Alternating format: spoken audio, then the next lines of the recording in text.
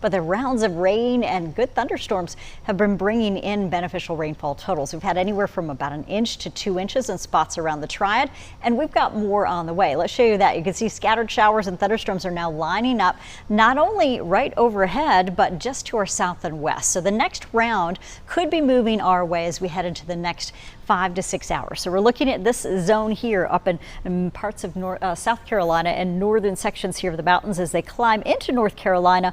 Over the next few hours, we could see some strong thunderstorms, if not a few isolated severe, still bringing a risk for some flooding concerns. We're looking at localized flooding after all the rain we've had the last 5 days. Also, risk for some damaging winds from areas like Mount Airy, Wilkesboro, all the way east through Elon.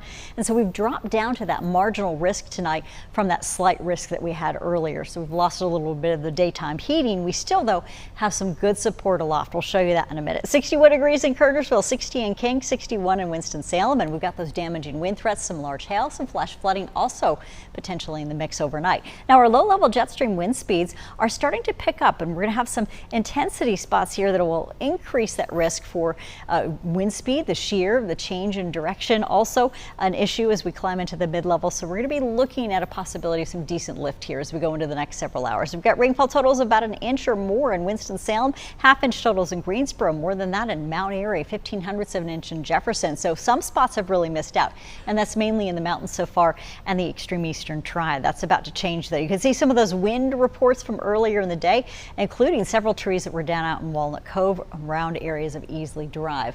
Temperatures today were also in the mid and upper 70s. We had 75 degrees in Winston-Salem, 80 though in Burlington. That was the hot spot. We continue to look at similar conditions tomorrow, especially with more sunshine, but a cold front is pushing it. First, we'll have those rounds of showers and thunderstorms overnight. Most of the heavy rain and risk for isolated severe storms should start to wind down between 3 and 4 a.m. We then transition really to scattered showers, maybe some fog before the winds pick up. And it does look like as we go through the overnight hours, some of this could include the heavy rain. We may see some more organized lines of storms, or at least clusters of activity that could bring in that wind threat for us too. So keep those digital devices charged overnight. Make sure you have a way to keep that volume up too, or turn on your NOAA weather radios too to make sure you're ready. If you have those showers and thunderstorms as they roll out though, you're going to see some drier patches by noontime.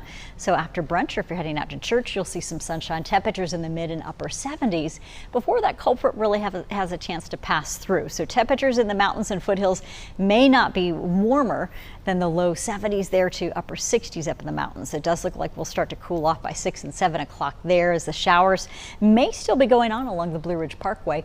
Isolated severe threats are possible in the eastern Triad. So we do have a few folks late afternoon on Saturday or Sunday rather in the Piedmont Triad. That's why we've got your impact hours on, mainly as we get you into eastern Guilford County, parts of Burlington. Even though our forecast model is not showing that for you, there is a risk to see a few isolated severe storms there. From 58 degrees in the foothills, we'll take you to 75, and in the mountains from 51 degrees to near 65, and that rain chance of about 30% out there for late afternoon. So looking at some drier air trying to work its way in behind the front, it could take into the afternoon to see all of that. And so it does bring us a risk of an isolated severe threat. Rainfall totals expected to continue to pick up, some half-inch to quarter-inch totals out there, if not 1-inch totals. You can see here our European model suggesting that, yeah, we're going to have these pockets where we're going to get heavier totals between now and about early tomorrow morning.